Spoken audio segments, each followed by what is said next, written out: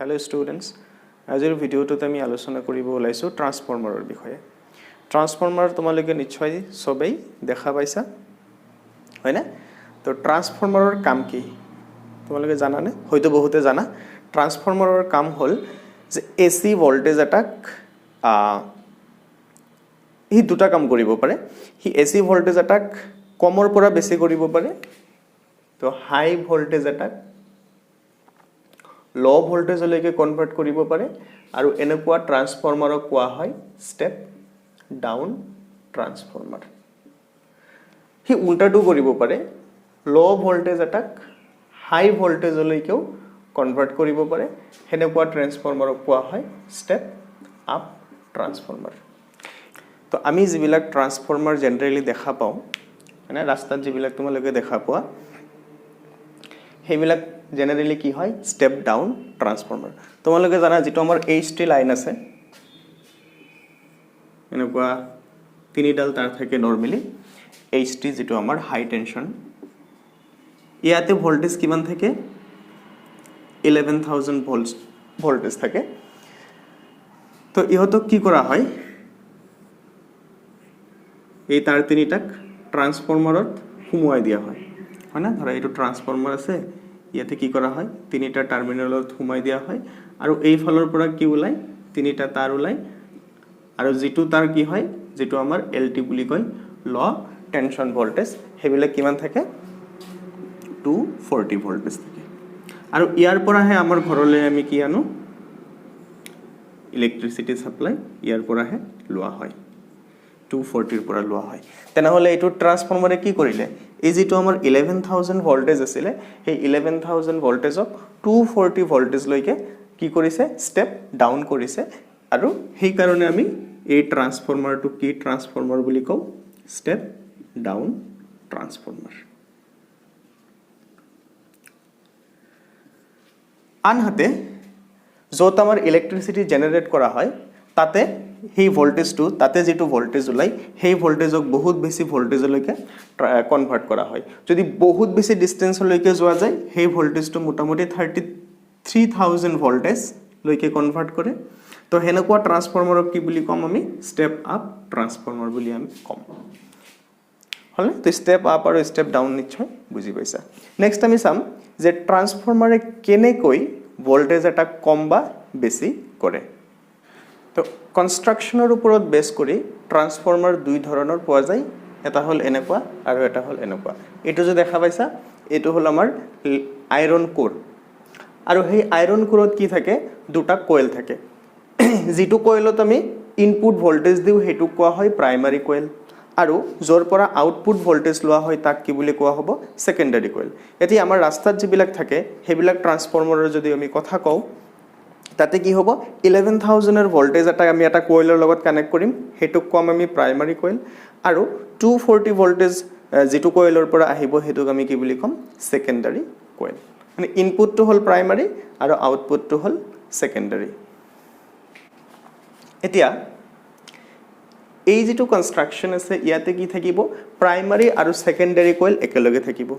Coil দুটা কিন্তু Lamine insulated থাকিব, এটা আনটোৰ লগত টাচ নকৰে কিন্তু ইয়াত একেলগে থাকিব, এটাৰ ওপৰত আনটো থাকিব। মানে এনেকুৱা হ'ব কথাটো এটো যদি আমাৰ প্ৰাইমাৰী কয়েল হয় এটো হল প্ৰাইমাৰী কয়েল আৰু সেকেন্ডাৰী কয়েলটো ঠিক ইয়াৰ ওপৰতে থাকিব। এটো হ'ব আমাৰ সেকেন্ডাৰী কয়েল। আৰু এই যেটো আছে এইটো কনফিগাৰেশনত কি হ'ব ইয়াতে কি হ'ব ধৰা এটো আমাৰ প্ৰাইমাৰী কয়েল হল আৰু এইফালে আমাৰ কি থাকিব secondary coil hall.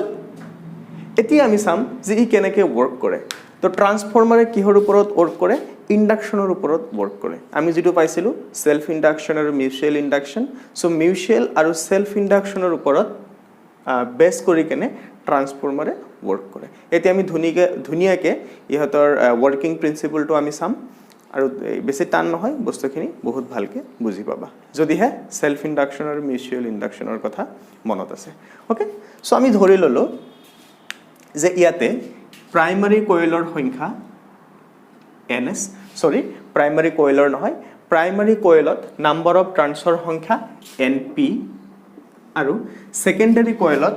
Number of ট্ৰান্সৰ সংখ্যা NS. So what is NP and NS? NP is the number of turns in primary coil and NS is the number of turns in the secondary coil. আৰু ইয়াতে আমি যেটো transformer আলোচনা কৰিম ইয়াতে আমি এটা আইডিয়াল ট্ৰান্সফৰ্মাৰ লম কি ট্ৰান্সফৰ্মাৰ আইডিয়াল ট্ৰান্সফৰ্মাৰ আইডিয়াল ট্ৰান্সফৰ্মাৰত আমি কেইটামান আমি এজাম্পশন আমি কৰি লম আমাৰ সুবিধাৰ কাৰণে তো ইয়াতে বেসিক্যালি কি নহয় কোনো এনাৰ্জি লস নহয় নাম্বাৰ 1 এজাম্পশন হল প্ৰাইমাৰী কয়েলৰ পৰা যিমানখিনি ফ্লাক্স ওলাব সেই গুটেইখিনি ফ্লাক্স কি হ'ব সেকেন্ডাৰী কয়েলৰ লগত লিংক হ'ব কোনো ধৰণৰ ফ্লাক্স লিকেজ নহয় তো ইয়াৰ পৰা যিমানখিনি ফ্লাক্স ওলাব ইয়াৰ পৰা যদি 100 ওয়েভাৰ ফ্লাক্স ওলাই এক্স্যাক্টলি 100 ওয়েভাৰ ফ্লাক্স ইয়াতে কি হ'ব লিংক হ'ব লগতে আমি ধৰিম যে প্ৰাইমাৰী কয়েলত কোনো ধৰণৰ ৰেজিস্ট্যান্স নাই হেইটো কন্ডিশনত আমি আলোচনাখিনি কৰিম ফাইন এতিয়া সোৱা কি হ'ব আমি প্ৰাইমাৰীত কি এপ্লাই কৰি আছো এসি ভোল্টেজ আহাৰ লগে লগে ইয়াৰ মাজেদি যিখিনি কাৰেন্ট যাব সেইখিনি কি কাৰেন্ট হ'ব এসি কাৰেন্ট মানে কাৰেন্টৰ ভ্যালু কি হৈ থাকিব চেঞ্জ হৈ থাকিব আৰু যেহেতু কাৰেন্টৰ ভ্যালু চেঞ্জ হৈ থাকিব এই কাৰেন্টৰ কাৰণে যেটো ম্যাগনেটিক ফিল্ড সৃষ্টি হ'ব সেই ম্যাগনেটিক ফিল্ডটো কি হৈ থাকিব চেঞ্জ হৈ থাকিব আৰু ম্যাগনেটিক ফিল্ড চেঞ্জ হোৱাৰ কাৰণে ম্যাগনেটিক ফ্লাক্সও চেঞ্জ হ'ব আৰু সেই ম্যাগনেটিক ফ্লাক্স চেঞ্জ হোৱাৰ কাৰণে কি হ'ব ডিউ টু মিউচুৱেল ইন্ডাকশন ইয়াতে এটা ইএমএফ ইনডিউস হ'ব আৰু সেইখিনি ইএমএফ কিমান হ'ব সেকেন্ডাৰী কয়েলত কিমানখিনি ইএমএফ ইনডিউস হ'ব -ns d∅dt এটো আমি কৰ পৰা পাইছো ফেৰাডেছ লৰ পৰা পাইছো আৰু কি হ'ব সোৱা এটো তো মিউচুৱেল ইন্ডাকশনৰ কাৰণে ইয়াতে ইএমএফ ইনডিউস হ'ল ইয়াতো ইএমএফ ইনডিউস হ'ব না নাই নিশ্চয় হ'ব সেলফ ইন্ডাকশনৰ কাৰণে তো সেলফ ইন্ডাকশনৰ কাৰণে ইয়াতে কিমানখিনি ইএমএফ ইনডিউস হ'ব প্ৰাইমাৰী কয়েলত ইএমএফ ইনডিউস হ'ব EP is equal to -NP d∅dt so say this is equation number 2 দুইটাতে ফায়াৰ সেম ভ্যালু ইউজ হৈছে কাৰণ আমি কি ধৰিছো যে ইয়াতে যিমানখিনি ফ্লাক্স উলাইছে এক্স্যাক্টলি হিমানখিনি সেই গুটেইখিনি ফ্লাক্স ইয়াৰ লগত কি হৈছে লিংক হৈছে ফাইন ইয়ালৈকে তোমালোকে নিশ্চয় বুজি পাইছা তাৰ পিছত আমি যদি ধৰি লও যে ইয়াতে তুমি যেটো ভোল্টেজ দিছিলা সেই ভোল্টেজটো কিমান VP প্ৰাইমাৰীতে আমি কিমানখিনি ভোল্টেজ আহিব দিছিলো VP পৰিমাণৰ ভোল্টেজ আহিব দিছিলো তেনেহলে কি হ'ব সোৱা ধৰা এটো আমাৰ বেলেগকে আকি লৈছো এটো আমাৰ প্ৰাইমাৰী কয়েল সো ইয়াতে আমি কিমানখিনি ভোল্টেজ এপ্লাই কৰিছিলো কিমানখিনি এসি ভোল্টেজ এপ্লাই কৰিছিলো VP যদি আমি আমাৰ ৰাস্তাত থকা ট্ৰান্সফৰ্মাৰটোৰ এক্সাম্পল লও এই VP টো কিমান আছিল কিমান 11000 ভোল্টেজ এতিয়া সোৱা সো ইয়াতে ভোল্টেজ কিনি এপ্লাই কৰাৰ লগে লগে ইয়াতো কি হ'ব কোনখিনি ইএমএফ ইনডিউস হৈছে EP পৰিমাণৰ ইএমএফ ইনডিউস হৈছে আৰু আমি ইয়াৰে ৰেজিস্ট্যান্স কিমান বুলি ধৰিছো 0 বুলি ধৰিছো এতিয়া আমি যদি কিৰচফছ ল এপ্লাই কৰো ইয়াৰ পৰা ইয়ালৈকে যাওতে কি হ'ব VP ইয়াৰ পৰা ইয়ালৈকে আহোতে কি আহিব EP is equal to 0 minus কি হৈছে কাৰণ আমি প্লাসৰ পৰা মাইনাসত গৈছো ইয়াত প্লাস কি হৈছে মাইনাসৰ পৰা প্লাসত গৈছো গতিকে VP is equal to কি আহিল EP আহিল রেজিস্ট্যান্স যদি থাকিলে হয় তেনেহলে ইয়াত আৰু এটা কি আহিলে হয় -IR আহিলে হয় তো ৰেজিস্ট্যান্স আমি যেহেতু নেগলিজিবল বুলি ধৰিছো নাই বুলি ধৰিছো গতিকে VP is almost equal to কি হ'ব EP হ'ব প্র্যাকটিক্যালি সমান হ'ব নে প্র্যাকটিক্যালি সমান নহয় প্র্যাকটিক্যালি EP অকমান কম হ'ব কাৰণ ইয়াত থকা ৰেজিস্ট্যান্সৰ কাৰণে অকমান কি হ'ব ভোল্টেজ ড্ৰপ হ'ব তো ইয়াৰ পৰা আমি কি ক'ব পাৰো যে যেহেতু VP equal to EP হল গতিকে VP is equal to কিমান হ'ব -NP d∅dt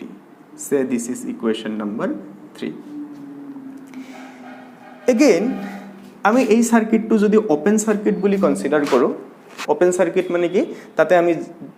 একো যদি আমি কানেক্ট নকৰো সাপোজ এইটো মোমেন্টত আমি একো কানেক্ট কৰা নাই তেনেহলে এই দুই ফালে পটেনশিয়াল ডিফাৰেন্স কিমান হ'ব তে সোৱা এটো তো সিম্পল এনে বুজি পাইছা ইয়াতে আমাৰ পটেনশিয়াল ডিফাৰেন্স কিমান আছে ইপি যেহেতু ইয়াতে কোনো আমি লোড কানেক্ট কৰা নাই তাৰ মানে কি ইয়াৰ মাজেদি কোনো কাৰেন্ট যোৱা নাই যদি কোনো কাৰেন্টে যোৱা নাই এই দুই মূৰত তুমি পটেনশিয়াল ডিফারেন্স কিমান পাবা এক্স্যাক্টলি যেটো আমি সরি এটো ইপি নাছিলে এটো আমি সেকেন্ডারি কয়েল লৈছিলো সরি দে ইয়াতে আমাৰ ইএমএফ ইএস আছিল গতিকে ইয়াতে আমি যেটো ভোল্টেজ পাম হেটো এক্স্যাক্টলি ইকুয়াল টু কিমান আহিব ইএস আহিব হয়না যদি এটো বুজিব অকমান টান পাইছা তেনেহলে আমি এই ফর্মুলাটো ইউজ কৰো আমাৰ এটা ফৰ্মুলা আছিল V is equal to E minus IR আৰু ইয়াতে যেহেতু আমি কোনো লোড কানেক্ট কৰা নাই মানে ইয়াতে ইয়াৰ পৰা আমি কোনো কাৰেন্টে ড্ৰ কৰা নাই গতিকে I equal to 0 গতিকে potential difference is equal to কিমান হ'ব EMF হ'ব তো ইয়াতে তুমি যিমানখিনি পটেনশিয়াল ডিফারেন্স পাবা হেইটো ইয়াৰ EMF ৰ সমান হ'ব আৰু ইয়াৰ EMF আমি কিমান পাইছো NS d∅dt গতিকে এইখিনিত তুমি যেটো ভোল্টেজ পাবা VS hey VS voltage 2 is equal to কিমান বুলি ক'ব পাৰিবা minus NS d∅dt say this is equation number 4 হয় এতিয়া চোৱা এতিয়া ইয়াৰ পৰা আমি যদি VS divided by VP কৰো কি আহিব তো VS by VP যদি কৰা কিমান আহিব মাইনাস মাইনাস ক্যান্সেল যাব d∅ dt ক্যান্সেল যাব অকল কি থাকিব NS by NP তো ইয়াৰ পৰা সেকেন্ডারি ভোল্টেজ কিমান হ'ব NS divided by NP into VP তো আমি যদি NS is less than NP লও NS is less than NP মানে কি যে নাম্বার অফ ট্রান্স সেকেন্ডারি যদি আমি প্রাইমারিত কই নাম্বার অফ ট্রান্স কম লও তার মানে প্রাইমারিত নাম্বার অফ ট্রান্স বেশি আছে আর সেকেন্ডারিত কম আছে তেনে হলে এইটো ইকুয়েশনৰ পৰা কি পাবা এইটো কোয়ান্টিটি যদি ইয়াতকে কম হয় তেনে হলে কি হ'ব VS is less than VP তার মানে যেটো ভোল্টেজ তুমি প্রাইমারিত এপ্লাই কৰিছিলা যেটো আমাৰ ইনপুট ভোল্টেজ আছে তাতকে আউটপুট ভোল্টেজ কি হ'ব কমি যাব সো এনেকুৱা ট্ৰান্সফৰ্মাৰক আমি কি ট্ৰান্সফৰ্মাৰ বুলি কম স্টেপ ডাউন ট্ৰান্সফৰ্মাৰ আৰু যদি আমি উল্টাটো কৰো যদি আমি NS is greater than NP কৰি দিও যদি সেকেন্ডারিত আমি নাম্বার অফ ট্রান্স বেশি লও প্রাইমারিত কই তেতিয়া কি হ'ব তেতিয়া VS is greater than কি আহিব আমাৰ VP আহিব তাৰ মানে ভোল্টেজ কি হৈছে প্রাইমারিত কই সেকেন্ডারিত ভোল্টেজ বাঢ়িছে তো যিমানখিনি ভোল্টেজ দিছা তাতকে তুমি বেশি ভোল্টেজ পাই আছা এনেকুৱা ট্ৰান্সফৰ্মাৰক কি বুলি কোৱা হয় স্টেপ আপ ট্ৰান্সফৰ্মাৰ সো এটো আমাৰ হৈ যাব step up transformer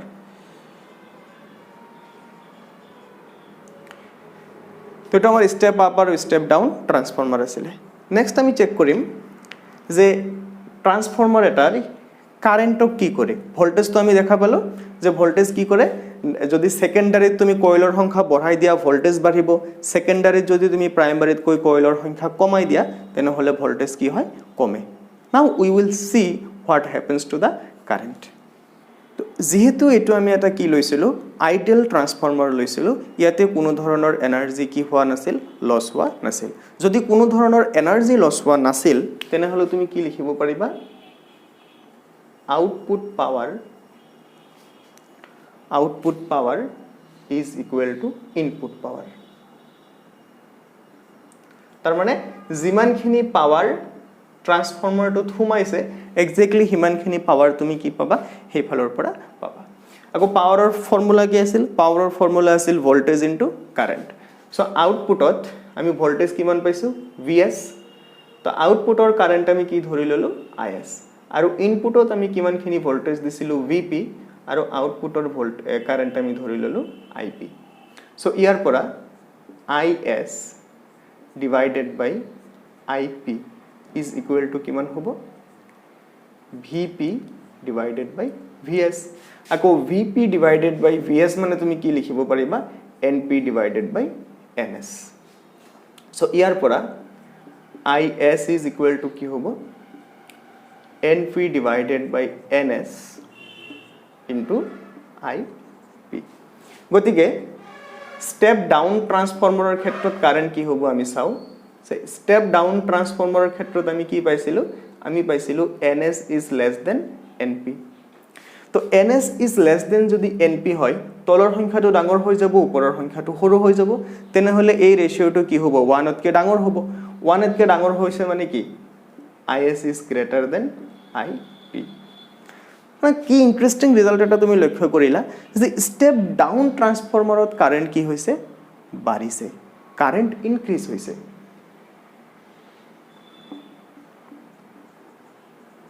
current increase হৈছে আৰু স্টেপ আপ ট্ৰান্সফৰ্মাৰ যদি চোৱা স্টেপ আপ ট্ৰান্সফৰ্মাৰত কি হয় NS is greater than NP তাতে আমি ভোল্টেজ কি পাইছিলো VS is greater than VP পাইছিলো কিন্তু কারেন্ট তুমি কি পাবা চোৱা যেহেতু NS টো ডাঙৰ হৈ গৈছে NP তকে এই সংখ্যাটো একতকে সৰু হ'ব একতকে সৰু সংখ্যা এটা কাৰবাৰ লগত পূৰণ কৰিলে হি কি হৈ যায় সৰু হৈ যায় গতিকে IS is কি হ'ব less than IP তাৰ মানে কাৰেন্ট কি হৈছে ডিক্ৰিজড হৈছে কাৰেন্ট ডিক্ৰিজড সো এই গোটেইখিনি কথা যদি আমি সামাৰাইজ কৰিব বিচাৰো আমি কি ক'ব পাৰো যে স্টেপ আপ ট্ৰান্সফৰ্মাৰত ভোল্টেজটো বাঢ়ি যায় কিন্তু কাৰেন্ট কমি যায় আৰু স্টেপ ডাউন ট্ৰান্সফৰ্মাৰত কি হয় ভোল্টেজ কমি যায় আৰু কাৰেন্ট বাঢ়ি যায় এতিয়া এটা প্ৰশ্ন তোমালোকে কৰিব পাৰা যে 11000 33000 ৰ লাইন আমাক কিয় লাগে মানে এই HT লাইন বিলাক কিয় লাগে সো হেতুটো বহুত ডেঞ্জাৰ হয় নাম্বাৰ 1 কারণ if you touch just for 1 second 11000 এর তুমি লাইন এটা যদি 1 সেকেন্ডের কারণে টাচ করা ইউ উইল নট সার্ভাইভ মানুষ জিয়াই না থাকে মানে প্লাস হেতুক আকো কি কৰিব লাগে ট্ৰান্সফৰ্মাৰ লগাব লাগে তাতে খৰচা কৰিব লাগে এবিলে কিয় কৰা হয় ডাইৰেক্ট আমি 240 ভোল্টেজ আমি কিয় নানো তাৰ কাৰণটো হল এনেকুৱা হেতু এক্সামত খুদে কাৰণটো শুনি লোৱা যেতি আমি কম ভোল্টেজৰ কাৰেন্ট আনিম ইয়াতে কি দেখা পাইছা ভোল্টেজ কমিলে কাৰেন্ট কি হয় বাৰে এটো ইকুয়েশনৰ পৰা দেখা পাবা ভোল্টেজ কমিলে কাৰেন্ট কি হয় বেশি হয় আৰু কাৰেন্ট যিমান বেশি হ'ব আমাৰ পাৱাৰ লস হিমানে কি হ'ব বেশি হ'ব কাৰণ power loss is equal to কিমান হয় I²R কাৰেন্টৰ স্কয়াৰৰ ওপৰত ডিপেন্ড কৰে সো কাৰেন্ট যিমান বাঢ়ি যায় পাৱাৰ লস হিমানে কি হ'ব বেশি হ'ব গতিকে তুমি যদি 240 ভোল্টেজ এটা তুমি বহুত দূৰৰ পৰা আনিব বিচৰা তোমাৰ ঘৰত আহুতা হতে হয়তো তাৰ পাৱাৰ গুটেই শেষ হৈ যাব আৰু তাৰ পৰা তুমি কোনো ইলেক্ট্ৰিসিটি নোপোৱা তো বহুত লস হ'ব তো সেই লসটো কমৰ কাৰণে আমি কি কৰিব লাগিব কাৰেন্ট কমাব লাগিব আৰু ইয়াত আমি দেখা পালো যে কাৰেন্ট যদি তুমি কমাব বিচৰা তেনে হলে আমি কি ট্ৰান্সফৰ্মাৰ ইউজ কৰিব লাগিব স্টেপ আপ ট্ৰান্সফৰ্মাৰ ইউজ কৰিব লাগিব নাইবে আমি যদি অন্য ভাষাত ক'ব বিচাৰো কাৰেন্ট কমাব লাগিলে আমাৰ যেটো ভোল্টেজ আছে সেই ভোল্টেজটো কি কৰিব লাগিব বঢ়াব লাগিব সেই কাৰণেই বহুত দূৰত যেতিয়া এটা ইলেক্ট্ৰিসিটি পঠোৱা হয় তেতিয়া তাক বহুত বেছি ভোল্টেজলৈকে স্টেপ আপ কৰিব লগা হয় কি হয় so that current get decreased and the energy loss is minimized হেতুৱে হল ইয়াৰ মেইন কাৰণ হয় না যদি কোৱেশ্চনটো খুদে তোমালোকে নিশ্চয় লিখিব পাৰিবা এতিয়া আমি বাৰে বাৰে কৈ আছিলো যে আমি যেটো ট্ৰান্সফৰ্মাৰ আলোচনা কৰিলো এটা এটা কি আছিল আইডিয়াল ট্ৰান্সফৰ্মাৰ আছিল এই কাৰণ ইয়াত এনাৰ্জি আমাৰ কি হৈছে এনাৰ্জি লস কি হৈছে একেবাৰে জিৰো হৈছে কিন্তু প্ৰ্যাকটিক্যালি এনাৰ্জি লস জিৰো নহয় যদি আমি বহুত ভালকে আমি ট্ৰান্সফৰ্মাৰ এটা ডিজাইন কৰো তথাপিও দেখা যায় যে अराउंड 5% এনাৰ্জি কি হয় লস হয় তো এনাৰ্জি লস হোৱাৰ কাৰণবিলাকনো কি কি হেখিনি আমি এতিয়া চাম এনাৰ্জি লসৰ প্ৰথম কাৰণটো হল ফ্লাক্স লিকেজ কিতাবত ধুনিয়াকে লিখা আছে তোমালোকে কিতাবৰ পৰা ভালকে চাই লবা মই ইয়াতে জাস্ট থুলমূল আইডিয়া এটা দিব বিচাৰিছো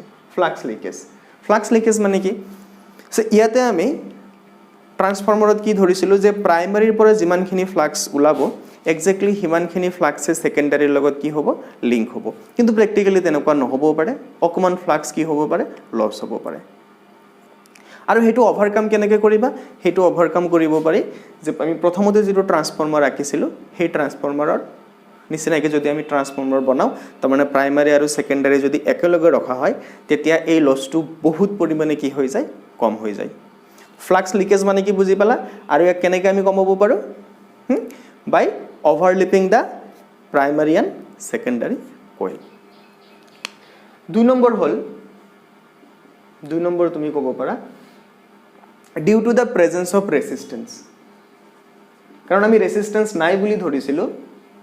কিন্তু ইয়াতে ৰেজিস্ট্যান্স অকমান হলো থাকিব যেহেতু তাতে তাৰে যেটো উইন্ডিংস আছে প্ৰাইমাৰী আৰু সেকেন্ডাৰী যেটো উইন্ডিংস আছে তাৰটো অকমান ৰেজিস্ট্যান্স আছে আৰু ৰেজিস্ট্যান্সত থাকিব তাতে এনাৰ্জি লস হ'বই কিমানখিনি এনাৰ্জি লস হয় I²RT পৰিমাণৰ এনাৰ্জি লস হ'বই হেতু আমি কেনেকৈ কম কৰিব পাৰো তাতে আমি কেনেকৈ কম কৰিব পাৰিম ৰেজিষ্টেঞ্চ কমাই কেনে আমি এনেকুৱা ৱায়াৰ ইউজ কৰিব লাগিব যাৰ ৰেজিষ্টেঞ্চ কি হয় বহুত কম হয় থাৰ্ড হ'ল তোমাৰ এডি কাৰেণ্ট